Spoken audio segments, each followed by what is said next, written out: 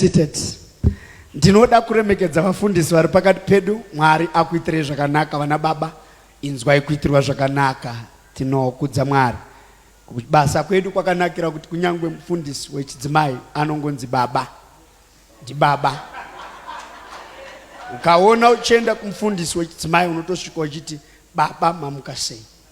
Ndi baba. Ndizvoka? Ndana baba. Vanongonzi ana baba, hakuna ana mai.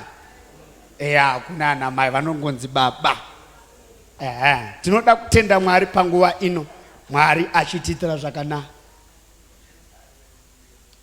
Judges chapter number 6 verse number 3. Whenever the Israelites planted crops, they meet. Mwari ari kundiudza kuti kune vanhu vaachataura navo ndichiparidza. May you please follow the voice of the Almighty God and be obedient to it. Whenever the Israelites planted crops, the Midianites, Amalekites, and the eastern peoples came and attacked them. Do you know that tiende pana Genesis chapter number 8, verse number 20. Ebenelita lele shalalo lolos. Nigodala isenala. Genesis chapter number 8 verse number 20. Then Noah built an altar to the Lord.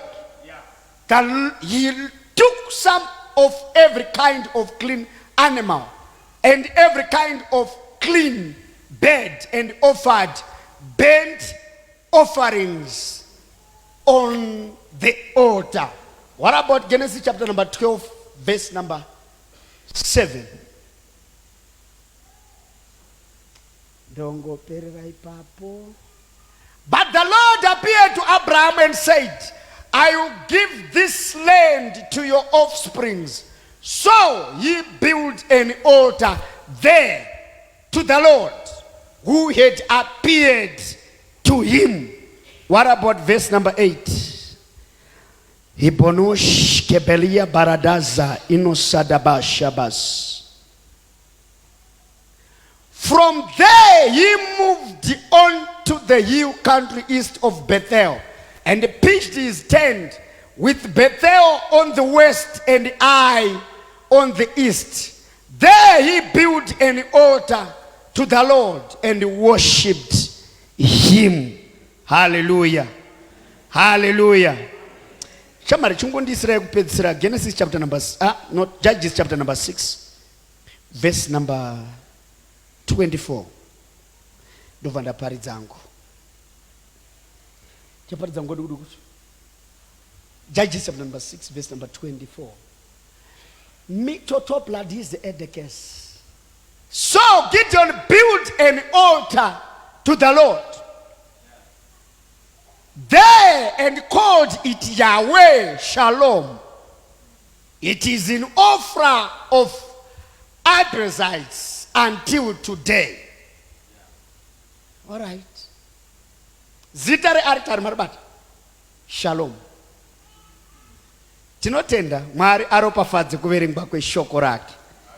Ngoisa roko rwako pamusoro pako uti Mwari ropafadzai musoro wangu nenyasha dzesimba rechikuriri muzita raJesu, amen. Zvino baba kuti ndigone kutsanangura vhesi iyo kuti ndifambirane nechechi inenge yakuda kuti ndidzoke pa 23. Isa 23 yacho ndinoita sendinoticha sendinoparidza. 23 yacho kuti Gideon built an altar. But the Lord said to him, peace to you, don't be afraid, for you will not die. Naiga? Good. Saka church tichafambirana zvakanaka. Mwari achititungamirira, Mwari achitiitira zvakanaka. Regai ndiparidze nditsanangure pamusoro pesimba rema altars. Saka pandinenge ndichiparidza Mwari uchataura navanhu sekutaura kwaaita pano. Wati kana tauya kuchechi tinouya kuzonzwa kutaura kwa Mwari. Ini ndinongoshandiswa kutsanangura Mwari une tsika dzaanoita muvanhu kuvapa ma-instructions ekufamba nawo. Hallelujah. Hallelujah.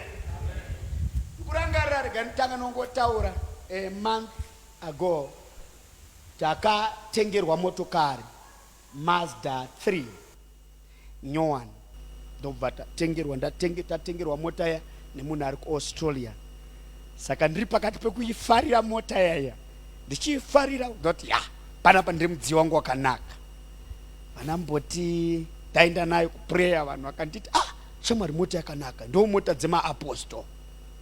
Handiti kune mota dzinorira kana uriko ikoko, asi ukazoya nadzo pane dzimwe dzokukazoenda nayo pane dzimwe unozoona kuti ayo hausi kurira.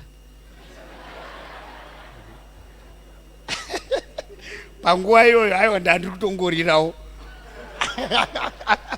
Asi ukazonodzimisa pane dzimwe dzandaona panze apa unoita unge wauya nebhara kuchechi, hauzonyatsoona kurira kwako chaiko chaiko. Saka nawo Mwari ndobva vauya vatanda ndanzwa mandiri kuti kune tinofanira kupa mota kune mumwe overseer. Saka ndaudzwa kudaro ndobva ndati good, ndinomupa probox. Ndobva ndatofona baba makadi tiripo, ndikati Mwari ataura neni kuti ndikupei mota, but this car kwandiri it's an altar pazvinhu zvandiri kuda. Zvikanzi kana neni Mwari wakataura neni. Ndikati pakanaka, uyai mangwana yefiwo ndinayo. Ndobva vauya vachisvika. Saka handaingoti probox aimbondirwadza kana 10 minutes ndowanda imwe. Vachisvika ndakagara mumba so. Ndasvika ndiri pagedhi ndobva mweya anditi mota yauri kuendesa ndeishi. Iyi mota nyowani ndo iri kuita se. Ndopa ndakazorora ipapo ndikati kuti ndiudze mukadzi ndatarisana. Ndobva apinda tashu Mwari akanaka. Ndikati agara akanaka.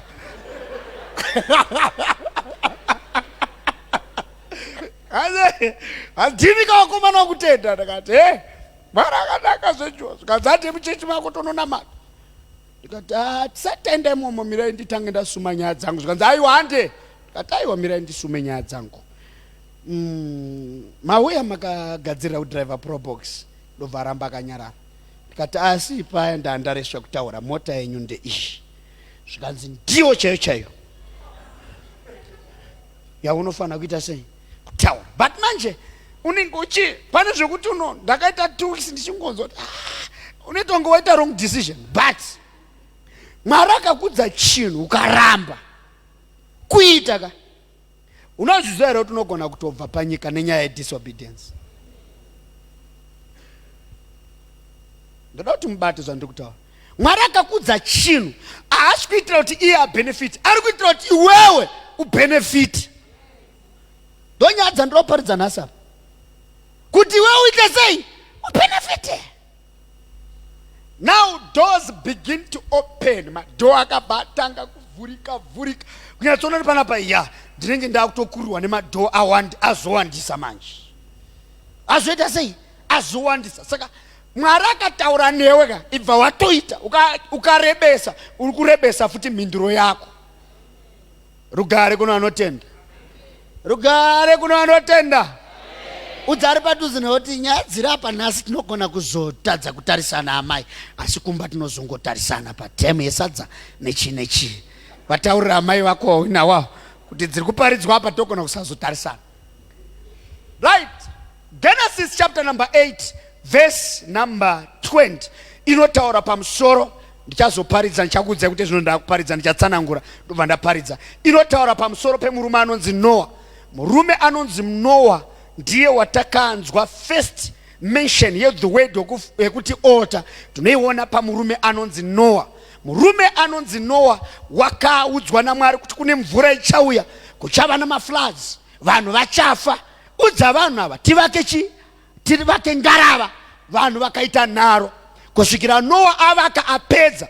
Bhaibheri shoko ramanoti Noah akapinda muareka iyo, mungarava iyoyo, nemhuka dzakasiyana siyana naiye nevana vake nevaroora vake vese vakapinda mungarava. Bhaibheri shoko raMwari rinoti mvura ikaparadza vanhu vakafa. Bhaibheri shoko raMwari rinobva rati arimo imomo akambotuma gunguo rikaenda, harina kudzoka, akatuma njiva ikaenda ikadzoka, ikazotumwa kechipiri kechitatu bva yaenda, haina kuzodzoka kusvikira Mwari wazomutaurira kuti aiwa panyika paringana pari right. But Noah achibuda muareka, achibuda mungarava yaakanga avaka, the first thing chaakaita akabva aita an altar, akabva agadzira an altar yekutenda Mwari kuti Jesu Mwari mandirangarira vamwe vaparara, ina handina kuparara. Vamwe vanhu vaikosha munyika ino, munzvimbo ino, vakarohwa namaflash, but imimi mandirangarira, I want to present an altar unto you. Ndobva agadzira altar pamberi paMwari, ndobva aisa masacrifice ake. Achipedza Mwari ndobva auya kuna Noah. Ndobva Mwari vati, Noah, kubva nhasi handicharova vanhu marovero andaita nekuda kwezvawaita izvi, because an altar will provoke God to do some things that are peculiar in your life. In the name of Jesus, shout a better amen. Zvikanzi handichaparadza nyika nemvura, ndichaparadza vana vevanhu namaitiro iwaya. Why? Zvawaita izvi hazvitendere legally in the spirit. Vanhu havangaparare zvekare paine aritari yerudzi urwu. Ndobva atopiwa a promise. Nanhasi Mwari havasi kuzoparadza nyika nemvura nekuda kwearitari yakagadzirwa naNoah. Ndine vanhu here panapa. Ladies and gentlemen, Bhaibheri shoko raMwari rinobva rataura pamusoro pemurume anonzi Abraham achishedzwa naMwari kuna Genesis chapter number 12. Achishedzwa naMwari achibuda panyika yeHaran, achiudzwa naMwari kuti ndichakuropafadza, ndichakudza zita rako, vanokutuka ndichavatuka, vanokuvenga ndichavavenga. Achipedza ipapo akabva adarika apinda munyika yeKenani, ndobva asvika panzvimbo yeShekemu, ndobva agadzira right there an altar, ndobva aenda panzvimbo yeMamre, ndobva agadzira another altar. Achipedza kugadzira an altar, ndobva aenda nzara, ndobva yarova, ndobva apinda munyika yeEgypt. Achipinda munyika yeEgypt, ndobva audza mukadzi wake kuti kwatiri kuenda kana ukabvunzwa, ramba kuti uri hanzvadzi yangu, because kana ukabvuma ndinogona kufa. But ladies and gentlemen, men of altars are men of power. Men of altars are men of influence. Aritari inokumiririra pausingagone kumira, inokutaurira pausingagone kutaura. Ndobva ataura mukadzi wake kuti just allow them to say that you are my sister. And then the Bible says vapinda muEgypt, mwanasikana ndobva abvuma akati ndiri hanzvadzi yaAbraham. Zvinonzi vanhu vakaona kunaka kwemunhu, ndobva mambo ati ngauye kuno. Ndobva atorwa naFarao kuenda kuimba yaFarao, asi mhiko dzaakaita naMwari, covenant yaakaita naMwari, because without an altar there is no a covenant. Ndine vanhu here panapa, only covenants are done through altars. Isaiah chapter number 50 verse number 5, gather to me those who have made a covenant with me by the way of sacrifices. Without a sacrifice you cannot have a covenant with God. Rugare kune vanotenda, maziso kuna pastor. Ndobva ati ihanzvadzi yangu. Ndobva Farao afunga kutora mukadzi uyu, chinyararire denga ndobva rauya, ndobva ramupa warning, ndobva arohwa nedenda. Ndobva zvakanzi murume mudzoserei kwaabva, ndobva adzokera kwaakabva. Chapter number number 13 verse number 2 inovayati, and Abraham was rich both in gold, in cattle, and in silver. Rikundotaura this message after the presentation of altars. Ukandotsika neBhayibheri rinovarati, the same Abraham ndine vanhu veremaneri ano achibva kuEgypt ndobva asvika paBethel paakagadzira aritari yake yekutanga. Rugare kuno anotenda. The word altar, mana ndikamanya ikukuma ndokuda kuprofita. The word altar, an altar is a place of spiritual transactions. It is a place where spirits are authorized to carry out an assignment. An altar is a place of spiritual activity. Where there is an altar, there are spiritual activities. Favor, it can be articulated because of an altar. An altar is a place of paradigm shift where people are shifted from lower levels to higher levels. An altar is a place where vows can be cancelled. Mweya yerufu inenge yabva kuma aritari wakaipa inokanzurwa pama altars. Without an altar, when you don't sacrifice, you are likely to be sacrificed, because only spirits can fight spirits and only altars can fight altars. Mina uchanzukisako Bhayibheri shoko raMwari ndobvarata ukariverenga rinoti altar, ukaitarisa muna Genesis irimo 10 times. Ukaverenga Bhayibheri rese wedre kuti altar ririmo 364 times. So here we are talking about the very important issue of life. Nzira dzemweya vadikani dzine mafambirwo adzo. There are laws in the spirit. Usazama kuda kumanipulate Mwari kana ukasapinda mu principle yacho azvishande. Dzine vanhu here pano. Mota yako kana ikaita engine yakanaka isina gearbox, hapana kwairi kuenda, unongoita mbiri yekumutsa nekureva. Hakuna kwaunomboenda. Kana gearbox iri down, hakuna chinja magia.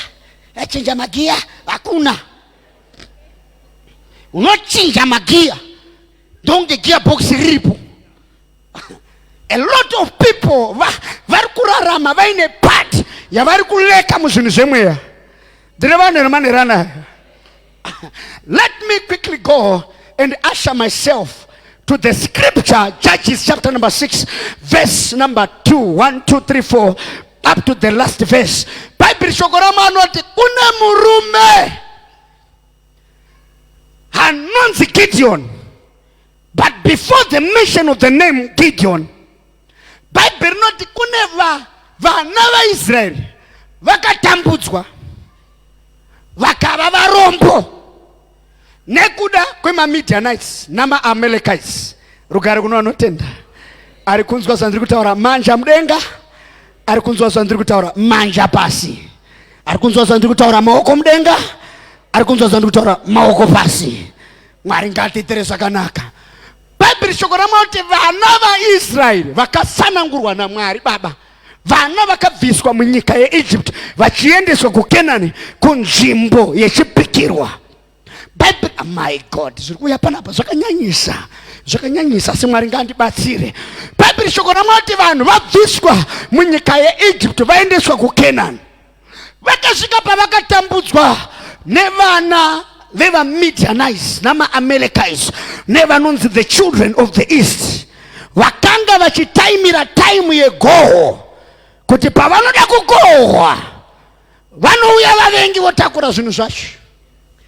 Unopinda muinterview ogoita maprocess ese, process yekupedzesera opiwa regret. Ndine vanhu here vana manastali gode bloodies brothers. Une paperwork yaunogona kuita, wakuda kundoita final draft, wonzi sorry achakwanisa kupfuurira mberi. Kune vasikana vakanga vakagadzirira kuroorwa, Panoitira kuroorwa rikachinja dzokono ndokutochinjawo kuroora wacho. Ladies and gentlemen, when you begin to view your life, ukatanga kuziscreena uchitarisa, unagona kuona any evidence of any altar, an evil altar operating in your life. Vamwe ndo vanoti vakagara mimba painofana kubata aibate, uye waibata wacho inobva.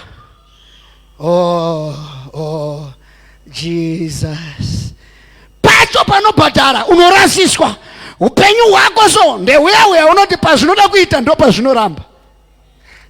Unorarama upenyu hwekusikidza kupinda usina kupinda, kusvikira wakuti ndinoshaya anondiwisira dona wega.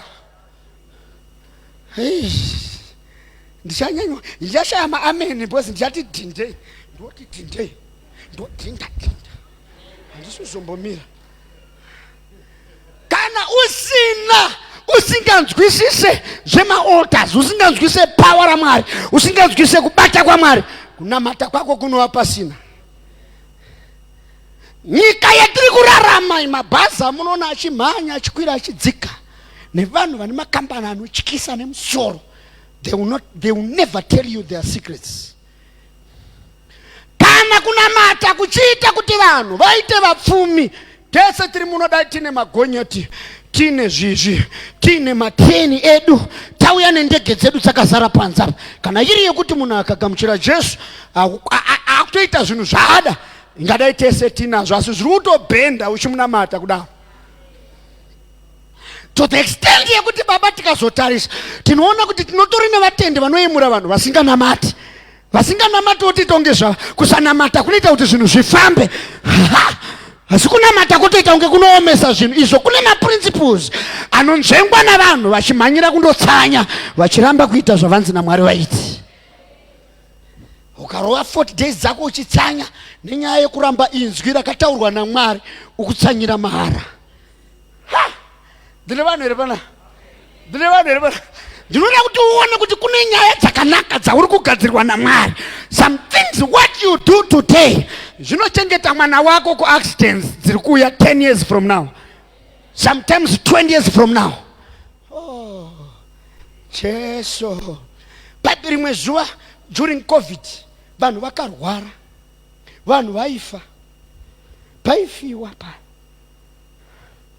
paifiwa nevane mari. Vaindo ndikurangarira ngo mukuru ane mari inotyisa. Ndakangodzwa nemukadzi wake kuti baba vaenda, vankorwara one day gone.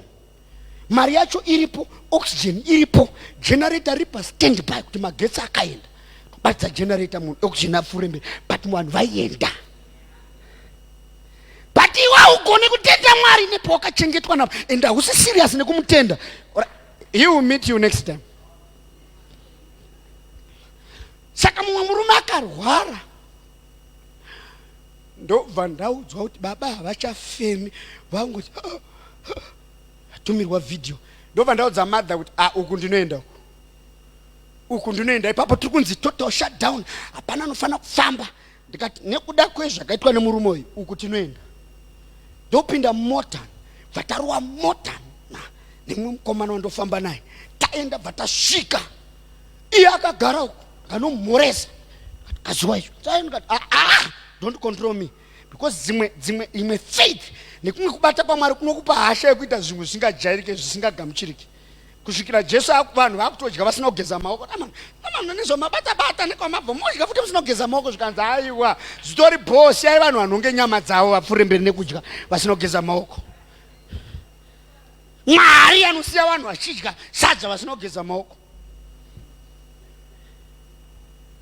Apa unenge uri mumba machiremba anotarisirwa kuti vana baba vanofanira kunge vachiticha vanasangano nyaya dzeutsanana, tosvika tichiti tiri kurya hatisi kugeza maoko. Sorry. Kana amai vemumba imomo hamino kana vakazoenda tikazobva imomo vachitichenesa kuti pfungwa dzedu dziri right. Izvo kushaya pfungwa dziri right ndo uraiti wacho. Hai, ndine vanhu here pana. Ndokubva ndanamata nababa ndavati muri kupora nhasi. Ndakatobvisa maski buko. Ngati unopora. Munamato wangu ndeuyu.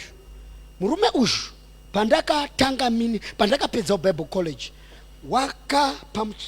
pamuchato wangu ndiye akandipa PA system number 1. Number 2, ndiye akanditengera personal PA system yekuti ndigone kutanga kupinda mubasa, ndobva anditengera kombi.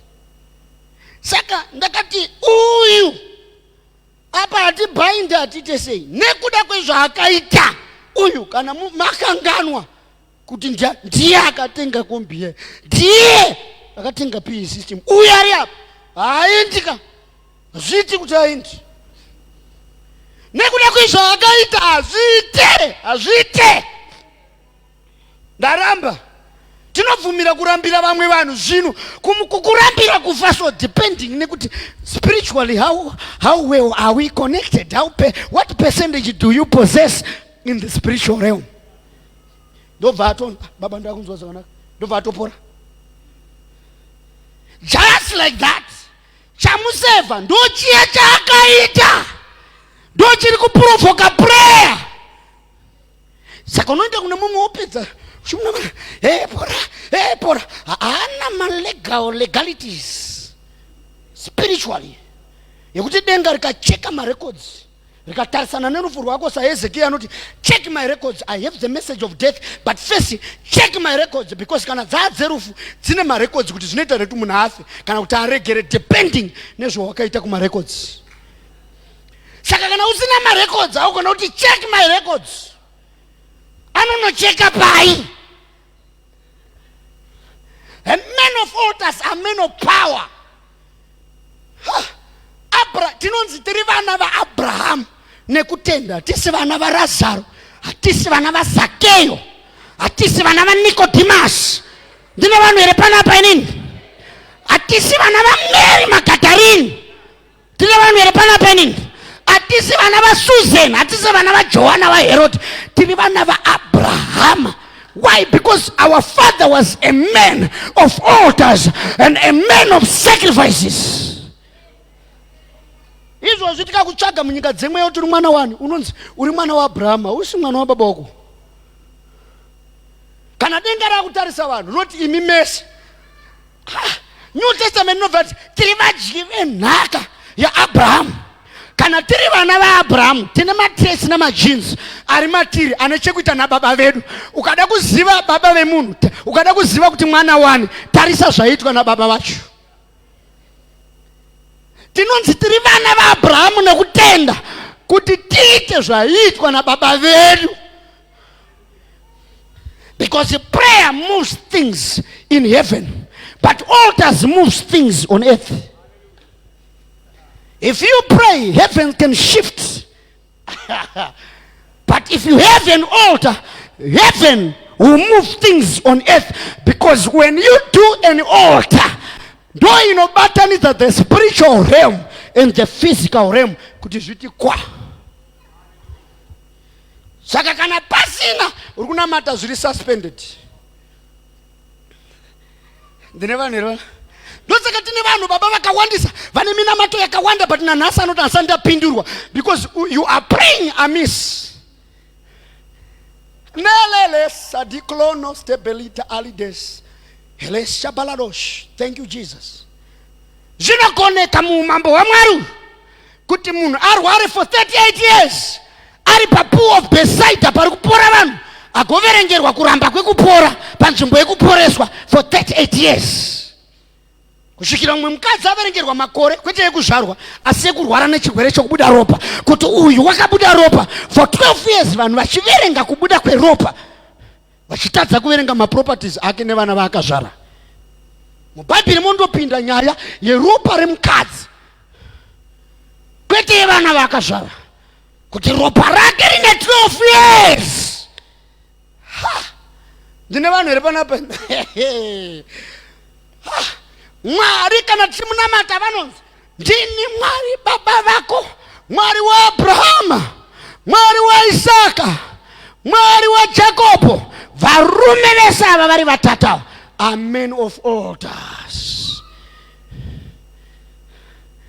Mwari waAbrahama, Mwari waIsaka, Mwari waJacob. Tiri kushedza realm ine chekuita nemaaltars yekuti Mwari akafunga zvakaitwa navarume ava anogona kutanga kutiitira zvimwe zvinhu tichitemba zvakaitwa namadzibaba edu. Kana usina altar una chinokuseva in times of troubles. Ndopari dzangu vari kuitwa zvakanaka. Iya ina ameni yakanyanya. Ameni yakanyanya ndoiwana mangwana nhasi handisi kutombodani zvayo. Rugare kuna notenda. Ndo patiri kuverengerwa bhuku yaJudges chapter number, thank you Lord, zvino ndikaramba ndiri kwandiri kuzarura, chapter number 6 verse number 1. Vana vaIsraeri vaiti vakakohwa auya maMidhianiti votora zvavakohwa, vanokusiya uchirima, vanokusiya uchitenga mbeu, vanokusiya uchiita land preparation. Havauyi. Paunoda kuti mangwana tikukohwa unosvika vauya vatora, hapana zvaunovaita. And they managed to do so repeatedly for 7 strong years. Mimba igobata kana kuri kuZimbabwe kusvikira mwana wako iwewe grade 1 uchitorerwa zvinhu chete. Pari kuda kuti awane bonus. Zvinonzi mabhonasi mwedzi gore rino ndopa tisiri kupa. Paunosiya basa vanhu ndopaunotanga kupiwa. Nobatwa rafu obuda basa. Uchiti basa risi kubhadhara, paunobuda anopinda basa iroro anobva apiwa company car necompany house.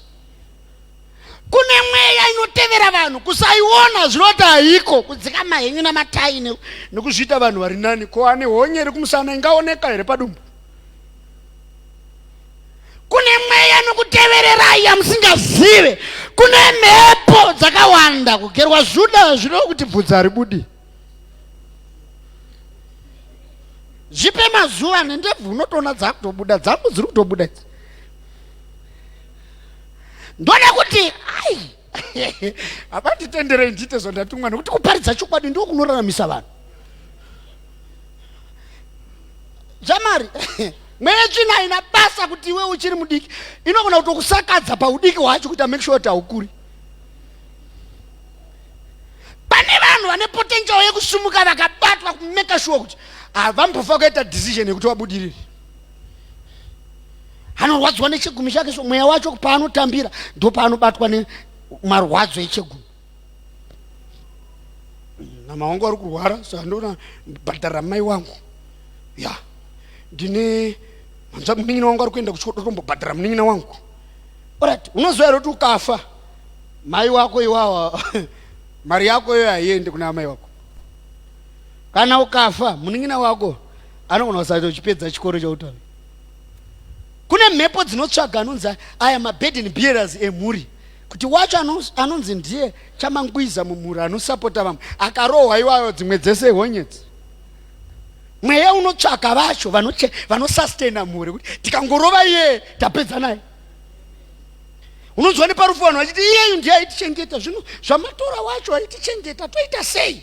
Wafanira kutonyatsoona kuti panapa nyaya yekutenda kumaricho. Kana wakangwara ita zvinhu zvinoita kuti ramangwana rake rirege kubhuruka, rirege kuparara. Jacob, Abraham akaita altar yake paBethel. Ndiri kuenda kunyangu memashi. Mungu ndipo 20 minutes yekupisira. Abraham aita altar yake paBethel. Isaac ndobva aita altar yake kuna Genesis chapter number 26. Ndobva aita altar yake munzvimbo yeGera, mvura haisi kunaya, nyika yakaoma, ndobva aita ine altar. Vamwe vese vafusira matsime, iye ndobva anogadzira ine altar pacho panga paine aritari yababa vake. Tsime iroro harina kuvharwa. Jacob ndobva auya mwana wa Isaac pana chapter number 28 ya Genesis. Bible shoko raMwari rinoti ndobva atiza mukoma wake nenyaya yekutorana udangwe, ndobva adarika nepaBethel, ndobva atora dombo, ndobva ararira, ndobva aona vatumwa vachikwira nekudzika, because zvinhu ichi chauri kuona ichi china Mwari. Altar haikanganwe type yevanhu vakazviita. Some families vari panapa unosurviva nezvakagona kuitwa navabereki munyika dzemweya, asi iwewe unoteedzera vanhu vakadaro, baba vako namai vako vasina chavakaita. ndongozi yekuya kuchechi yekuteedzera munhu auzive zvavakaitira vabereki vake zvavakaita mukingdomu yaMwari. Iwe hauna kana vabereki vako ngosinganamati, mbiri yavo ndeyekung'anga nekutora muteuro. Unokopa vamwe vanhu uchikanganwa nhamo dzinokutera. Kusvika wakunakidzwa nechechi kudarika tarisa hondo dzako idzi kuti uzive karwiro. Kudhara taiti tichitamba so waitamba uchitarisa zuva ukazoona rakudai so, kana uine mudhara anopenga kuti ndonguva ino yemudhara unongoshova bhora wotoenda. Nokuti unofanira kuziva kuti mudhara wako akauya anorova, uyu mudhara wake haarovi, usateedzerani mudhara asingarovi. Iwe unorohwa, unofanira kuti uchibva kubhora unotsvaga mombe, otsvaga mbudzi, ovharira, ozoenda unogeza kurwizi. Baba wachita urare usina kugeza. Saka kana woita nyaya dzako rega kuita uchifanana nevasina vabereki vanopenga. Ziva nhamo yako. Ndine vanhu here panapa 7 years vachitorerwa. Uyu akari ari paBethel akabva aona vakutuma vachikwira nokudzika, ndobva auya zvikanzi ndini Mwari wemadzibaba ako. Rwendo rwacheneswa. Pauri kuenda uko manda Masidebesh, uri kundowina kwauri kuenda uko. Ipapo dzakananga kwaLabhani ndobva dzarasiswa nyaya yemukadzi, dzarasiswa mukadzi wadzinofanira kunge dzabva dzapiwa mamwe 7 dzapedza ipapo dzika ndakuda zvepfuma. Baba vangu vakaita zvemaorota, sekuru vangu ndo basa ravo, ndobva ati hazvinetse, isi tuve maorota, we are men of power. Ndinokumbira kuti imi mungotiwo dzichaberekwa dzine makamba ndedzedu, dzisina ndedzenyu. Ndobva Labhani atarisa so akaona kuti mombe dzangu hadziberekezve makamba. Saka mufana wanyura. Mufana achibva ipapo ndobva apiwa mweya wokuveza chimuti, ndobva aveza chimuti. Unoona kana baba wako akaita zvemweya iwe unetseki, ndobva atora chimuti bva angokanda padzinomwa mvura. Kwete kumafuro unogona kudarika rimwe sora, asi pamvura unomwa iyoyi tese tinomwa ipapo. Bhaibheri inoti mombe dzichiuya dzichimwa ipapo dzaibata mazamu nekuda kwechimuti chiri mvura. Kana mabhuru akaita mashoma, bhuru riri mvura mese munokwanirana naro. Ndine vanhu here panapa. Denga rakuita zvinhu zvaro, unonzwa kuti akuda kudzoka ikoko akabva ati bvisai vaMwari wenyu, takuda kuti tiyambukire mhiri. Pane pandinoziva kuti tikadarika napo kune mutumwa anouya ipapo. Imi endai, ndoda kudarika nepaaritari pangu paya. Achidarika nepo ndobva mutumwa auya ndobva ambata zvikanzi handikusiyei kusvika mandiropafadza. Zvinoitikira panzvimbo iyoyo kwete kumba kwaLabhani. Zvino iwewe uchasangana naye papi? Denga iri rinoshedzwa kuuya muupenyu, but ndokunge waita zvaunofanira kuita kuti riuye. Wakaramba nemabreakthrough ako hobo nenyaya yekushandisa medulla oblongata, inqondo. Izi amablessings aJehovha izilengile, but zviri kushaya vanobata vanotora. Ukatadza kukepcha nyaya dzako munyika dzemweya wanyura. Unofa uine potential but pasina pawaipotentiera. Zvekuti dzimwe nguva vamwe vanhu vanoshaya kuti uri kurarama sei. Mamwe makadyiswa makarara kuti ufe but uri kutosimba nezvaifanira kukuondesa.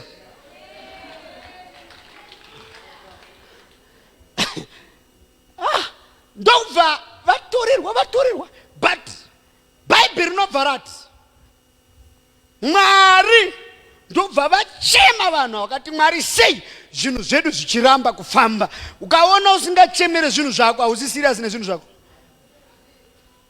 Pana musikana, baba ndakuroorwa, ndakataura zvatina mateitese yana makanaka noshamisa Mwari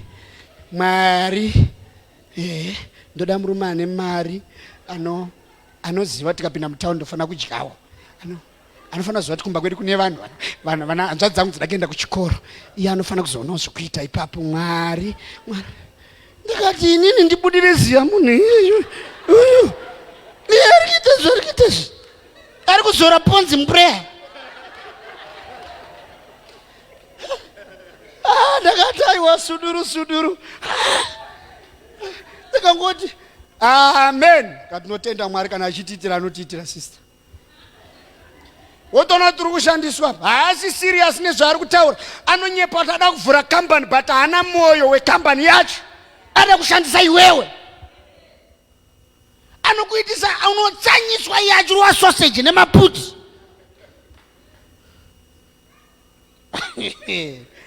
Ukaziva zvinokutevera unofana kuita nharo dzine chekuita nezvinokutevera, urege kufanana navanhu vasina machallenges.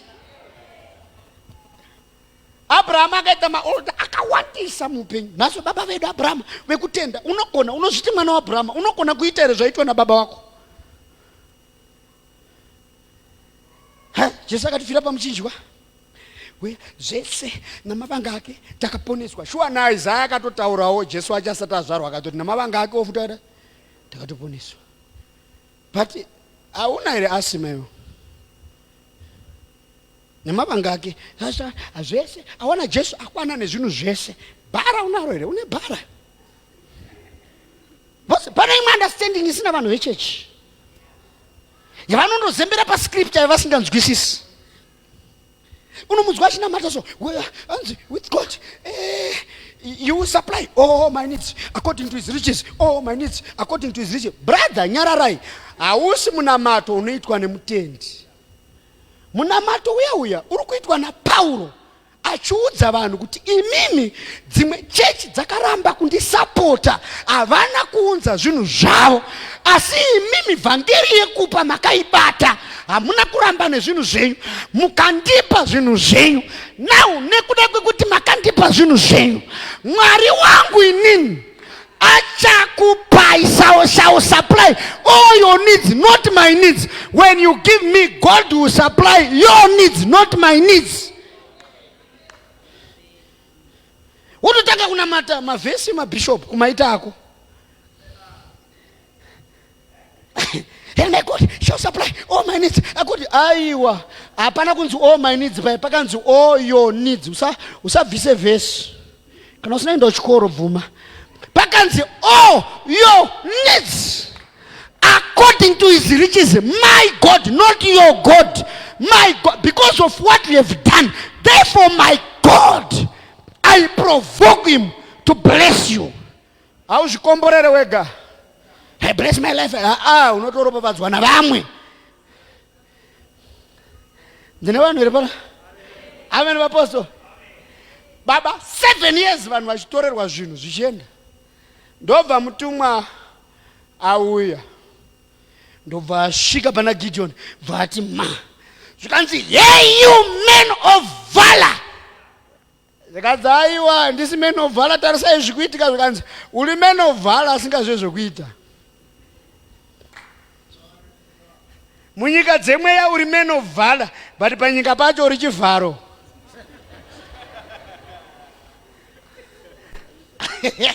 Hauzivi zvokuita papi panyika.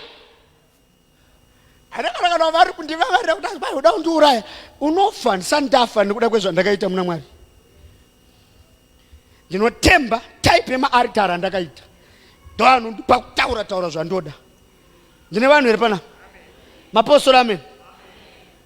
Saka ndobva mutumwa ati, hey you men of valor. Zvikanzi, how can you call me men of valor? Isusu takawanda kudai so. Zvikanzi, where are those miracles our fathers used to tell us?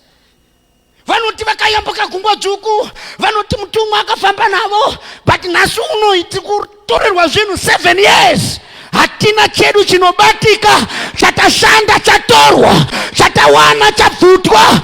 Kubva iko zvino manheru ano akabvutirwa chinhu chake ngachidzoke, akatorerwa chinhu chake ngachiuye, akabatirwa zvinhu zvake ngazvidzoke, because he is the God of restoration.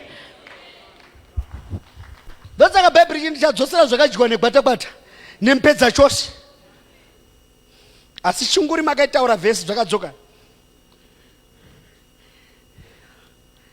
Kana mota iri yako ukachinjanisa makia hupindi mota iri yako, ukaenda nemakia Honda pamota ino Fortuner haivhura kuti dzese motokari dzese dzine mabhatiri, aiwa connection. 7 years vachitorerwa zvinhu. Ndine 10 minutes to go. Vachitorerwa zvinhu for 7 years.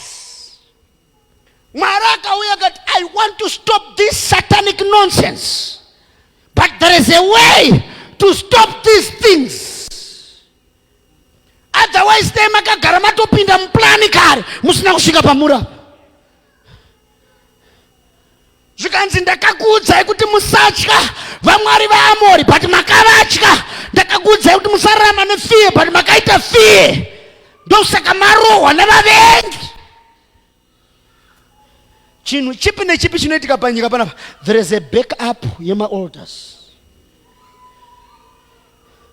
Kusend Faith kune mwana towards my exam, aka very brilliant guy, abva angotora tambo bva azvisungirira kuseri kwemadhomu bva atofa. Ndobva kwauya umwe munhu akati, papa zvikiitika pamwana wangu, akasiya anyora list revanhu ada kuuraya. Ndobva ndatarisa chipepa chedu ndokona paine vamwe vanhu vandompinda nawo goma. Ndikatotora chipepa chacho ndikatoita nezvigunwe kuti uyu hafe, uyu hafe, uyu hafe. Handina munhu anourayiwa nokuti wabatwa nemweya kumusha kwenyu, vabereki vako vakatadza kusorovha mweya. Kune mweya yakaikuti ive ukasatodhira nayo vana vanomedzwa. Zvimwe zvikora anotori maaritari anomedza vanhu kuti every 7 years panofanira kufa munhu pachikoro ipapo. Mamwe maofisi maaritari apinda muofisi mo manorwara negumbo, vanofa negumbo vese. Dzimwe dzimba chaidzo ndosaka ndichiti tengai dzimba dzenyu maaritari aurare zvakanaka kusvika wachinja pekugara. Ngorara vese ngoti udai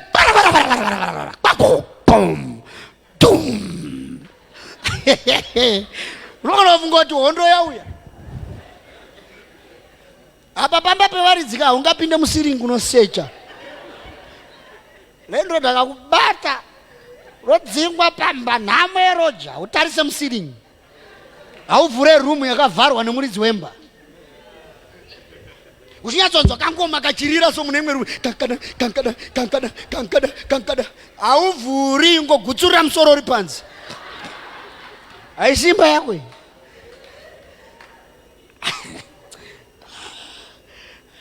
Ndobva Mwari avaudza akati, hey, usatya ndinewe. There is a way to deal with these forces. Ndine vanhu here panapa. Nditenderei baba nditese ndinoticha because ndinoda kuibuilda kuti tipinde mangwana. Saka ndobva iye ati kana murimi Mwari mauya kuti tikunde, nditenderei ndikutry iwo. Zvikanzi pakanaka, zvikanzi there is no way to try God kunze kwenzira dzemasacrifice. Akati Mwari ndakamira pano ndoda kutokuedzai. Pana mumwe akati, Mwari kana musikana wangu anofanira kundiroora pandikuenda kumasvingo, ndoda kuti auye andipete kora, ndichanamata ndakamisa kora. Mwari ndoda kuti achandiroora, ndicharoora musikana auye uzondipeta kora. Ari kunamata bara bara bara, ndinodeclare ndinoroora chete. Ndobva kwauya umwe musikana nezowani ndobva mupeta.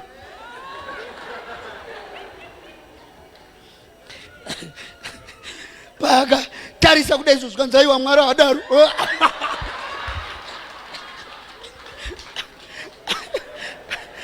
Mwari adaro. Mwari aite izvozvo. Hatitowaisa condition. Hatiwaisa condition, watumirwa ka. Nzira yekutraya Mwari inzira yema-altars. Ndobva auraya mbudzana vauya nayo, ndobva asvika pane mutumwa zvikanzi nemutumwa isa padombo, ndobva isa padombo. Mutumwa ngaine tsvimbo vaanongedzera vaguma nyama, ndobva moto wati pum, ndobva wamedza nyama yese. Ndaona Mwari panapa. Bhaibheri shoko raMwari ndo parakauya shoko ndo parakauya paari. Ndobva rati iwewe kuti nyaya dzako idzi dzifambe. Wanzwa here? Kuti nyaya dzako dzifambe, udzamuna ripazo nyaya dzako dzifambe.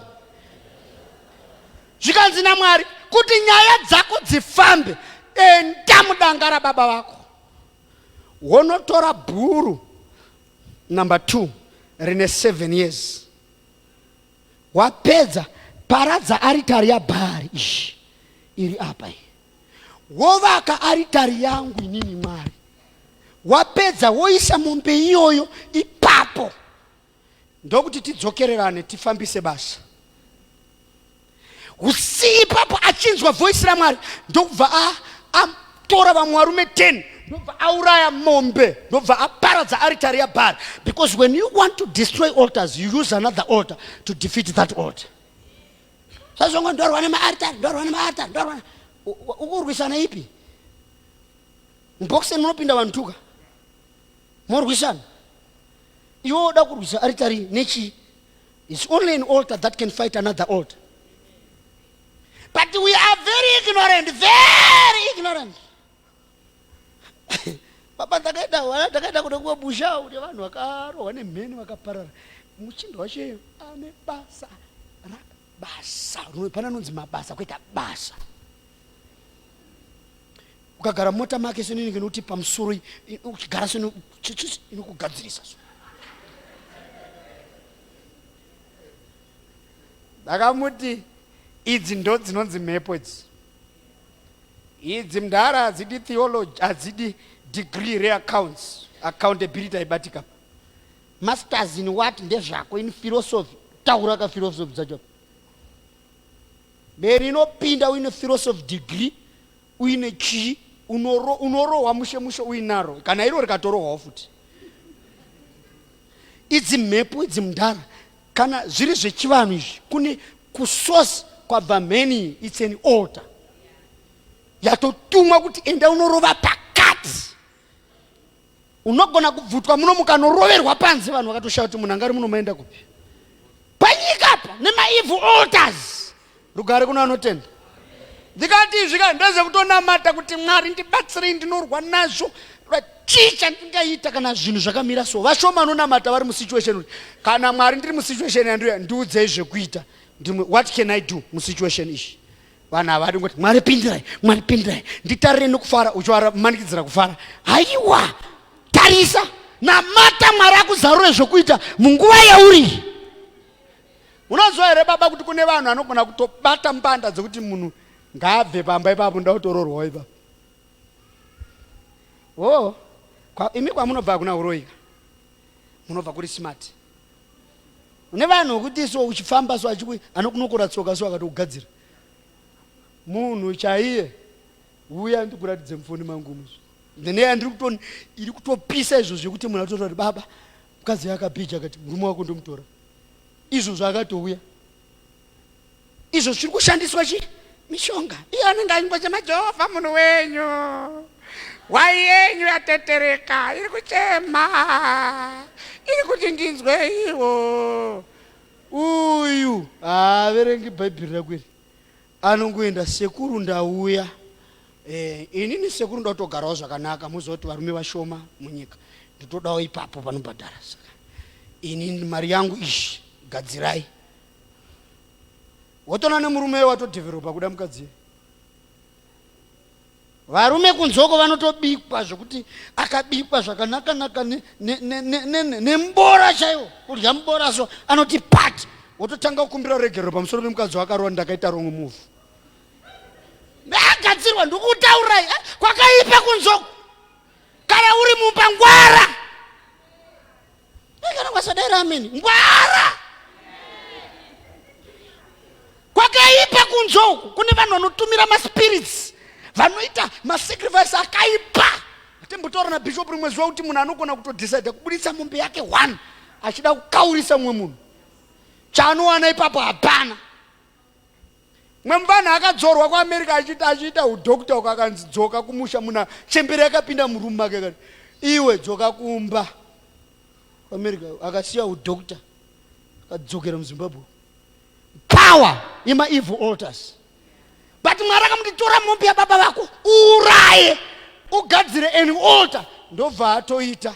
Bhaibheri shokona vanonzi chiridza hwamanda varowa hwamanda. Zvikanzi unenge uri kutya iwo.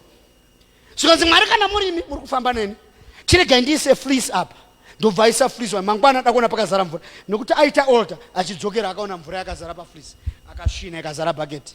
Zvikanzi Mwari ndichasiya futi. Uri kuona munhu kana aita zvema-altars anotraya Mwari pese pese. Ndichasiya dakuona mvura yakazara kwese uko, dakuona pakaoma, mucheka wakaoma, bva adzoka mvura yakazara, mucheka wakaoma. Zvikanzi it's okay. Mwari ndobva ati kana uchitya manje nekuda kwealtar yawaita iyi, enda kuvavengi vako. Uchanzwa zvichataurwa ikoko. Ndobva aenda, akanzi enda naPura, bva aenda, bva asvika. Achisvika akanzwa munhu achitaura achiti ndarota. Honai munhu wacho bishop ari kutsanangura hope panguva dziri kusvika Gideon. Aigona kungomuka achitaura, but zvinhu zvine mweya zvinomirira Gideon. Gideon achisvika nzva, ndarota hope.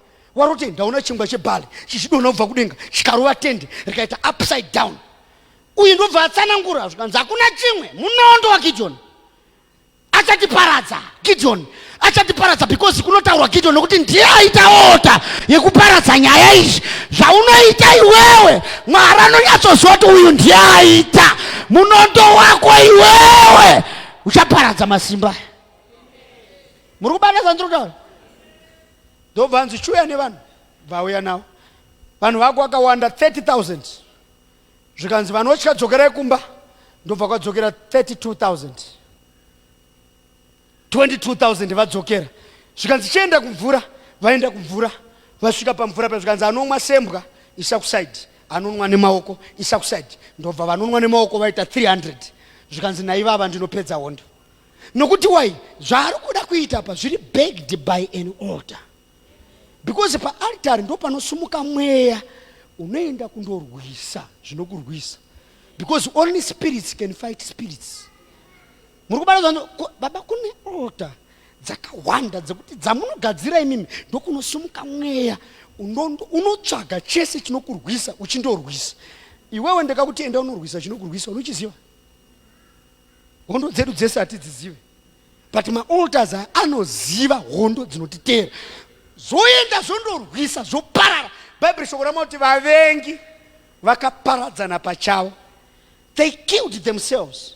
Why? Because hondo yakanga yabegged up ne-altar. But iwewe wakagara. Ona Mwari waIsraeri kuna judges akatopindira panyaya dzacho. Iwe pawakagara ipapo unodzirova sehondo idzi. Ngatiwirirane. Handikwirire ndege mahara zvokuti tive kuzonyengererana. Ngatiwirirane. Nenyaya dzako dzakamira iwe. Chimbomira kutsanya nyaya idzi. Chakanzi izvi zvinobva nekunyengetera nekutsanya kuzhinji, mweya wokuzviwisira pasi. Wokuzviwisira pasi avazana pavo ndiwo wakanzi chi izvi kupa furo nekuita sei zvinobva zverudzi urwu, zvinobva nekunyengetera nekutsanya kuzhinji. Zvako izvo zvoda kuti utoziva kuti zvinobva sei.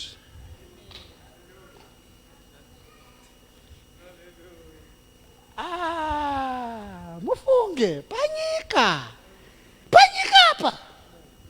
Vamwe venyu kumusha kwenyu hapana anosvitsa 68 years. Munenge maenda. Vamwe venyu hakuna anobudirira, hakuna. Ndosaka uchiona it's not easy to be a billionaire.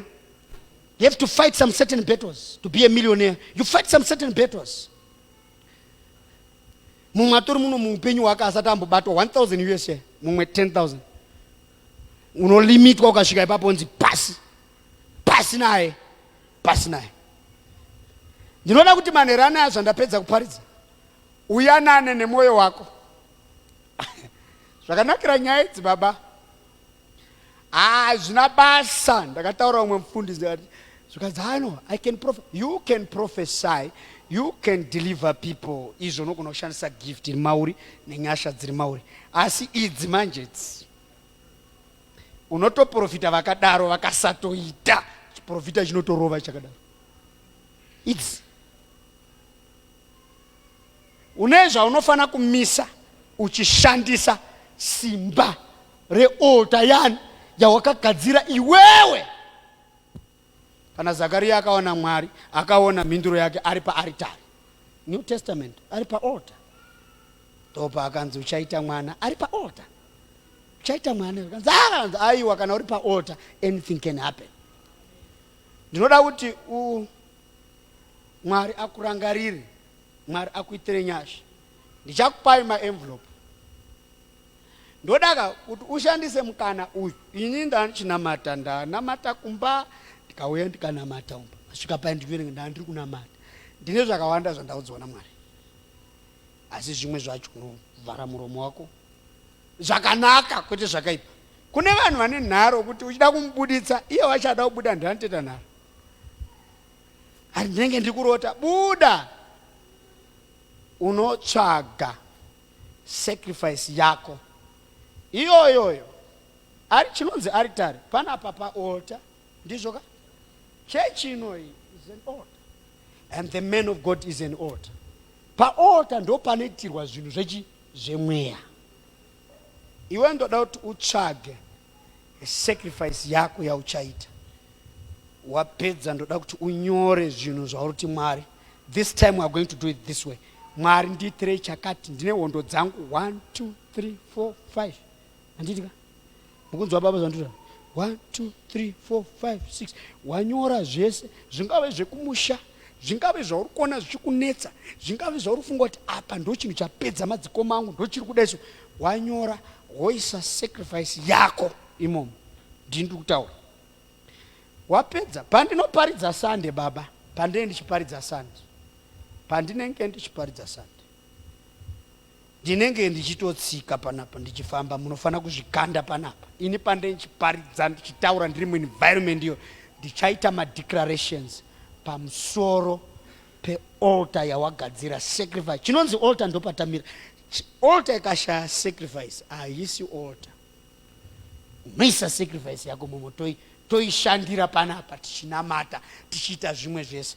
Ndoda kuti uone within 21 days what is going to happen in your life. Tutaura 21, kwete 30 days.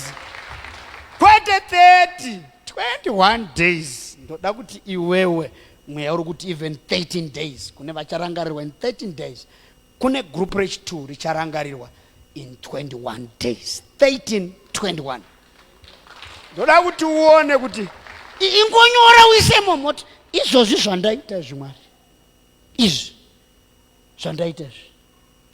Handina mwana achajoiniswa satanism kunyange akajiswa maswitsi esatanism kuchikoro. Handisi kuda. Kunyange ndikarongerwa zvipi ndikaitirwa zvipi, nothing will happen. Uchitemba zvawaita. Wotora wesa muenvelope woya nazvo panapa chakupai mangwana. Ndichaparidza Sunday baba. It is up to you to be serious about the word randapiwa naMwari. Kana kungozvita ukabvisa chisingakurwadze, it becomes an offering. And a sacrifice chinofana kukwachuka. Sometimes you need to separate yourself kuchinhu chaunodisisa sterek. Chaunodisisa chi? Sterek. If you separate yourself from your Isaac, you will see what God will happen. Zvatinotiri vana vaAbrahama nokutenda kuti Mwari akatiunza Isaac unoita sei. Ndataura kuhama dzangu baba, ndatraya kutsanangura zvidino izvi, tisimuke pamberi paMwari.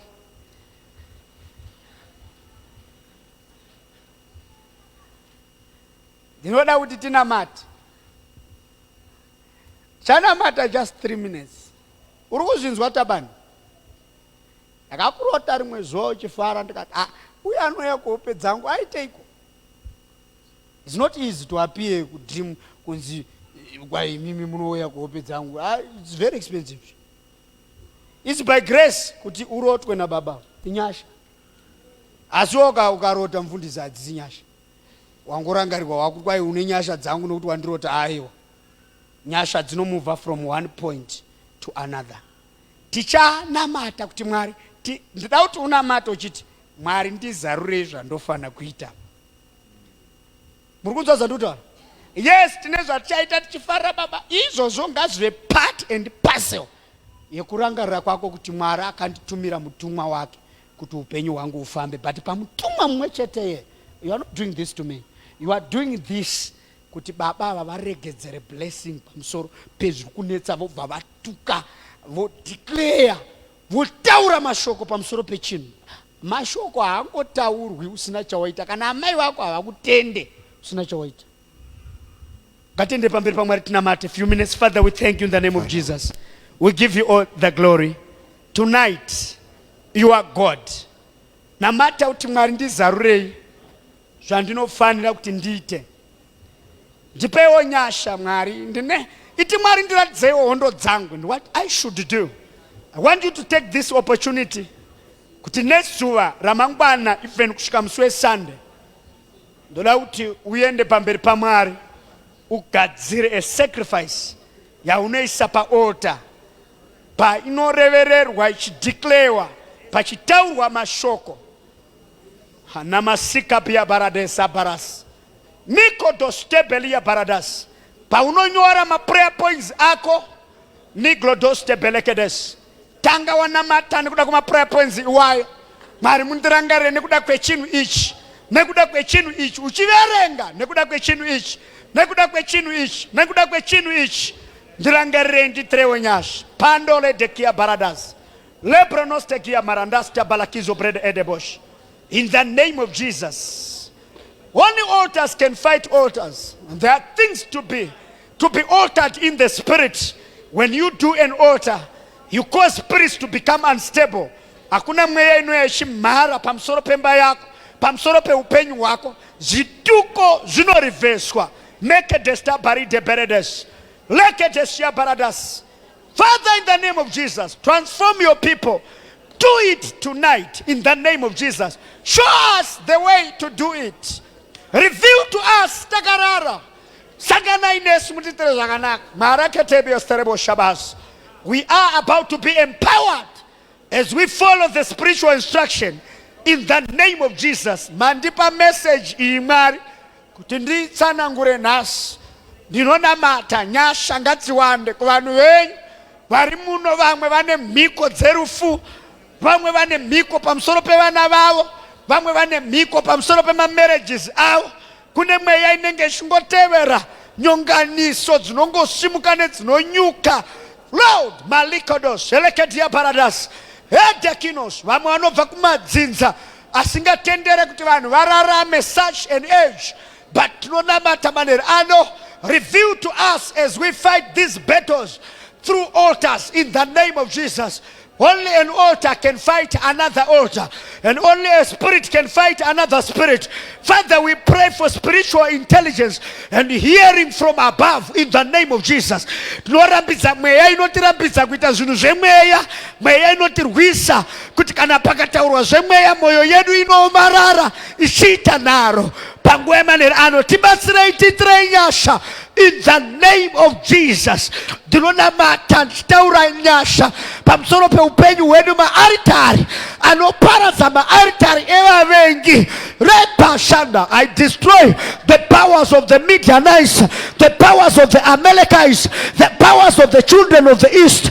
I pray right now in the name of Jesus, as I cancel the agenda of the enemy, as I cancel the agenda of the powers of darkness, as I cancel the agenda of what the devil tried to do in my life since I was born. In the name of Jesus, tinoda kuparadza matraits ewakaipa, macycles, mapatterns anoteverwa namadhimoni, kebelia paradas, marods, mastrings of the devil anotevera upenyu hwedu, masensa ewakaipa anobata upenyu hwedu achivhiringidza, mhepo dzinotimbunyikidza kutikanganisa.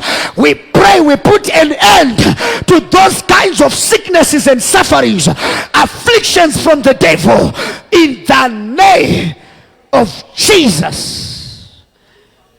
Ndichida kuti ndinamate. Rimwe zuva Pastor Chris vaipupura vachiti ndakarwara kwenguva yakareba nepain yaindirwadza. And then my friend a pastor visited me. Saka vachivhizita chambotsvaga video. Hanzi Mwari akanditi anga ine S-class Benz. Hanzi akanditi budisa Benz yo. Hanzi ndakanamata ndichinamata kurwara uko hakuna kuenda. Hanzi pandakapa achibudisa munhu uya achidriver achienda, iwo wakabva vapora. Izvi ukaitsvaka painternet inotoripo. Iwo akabva atopora. But ukamutarisa, he's a man of great power, a man of influence. but ari kupa testimony yezvakaitika muupenyu hwake, rudzikiniro rwemunhu ruri mupfuma yake. Iwewe ka ndoda kuti uzvitore serious izvi. Enda unomeditata, ufunge nezvazvo nemudzimai wako. Apa usakundikana. Simudze maoko edu. Kuzodza kune simba nemweya wechikuru nenyasha zvipindire pakati pedu. Nyasha dzititungamire patikenda mudzimba. Tiite zvamba matidzidzisa Mwari. Destroying all the evil altars, the powers of darkness. Tichishandisa mukana uno kundopendera gore 2022 kuti tipinde mune mumwe mwaka tine zvibayiro zvegore rinouya panguva ino. Ndanamata nyasha dzive nesu nesimba nemoto in Jesus mighty name. Ndinodzivisa Satani kuti asadzivise vanhu ava. Mweya wenyu mutsvene nesimba ngautitungamirire muzita raJesu. Amen.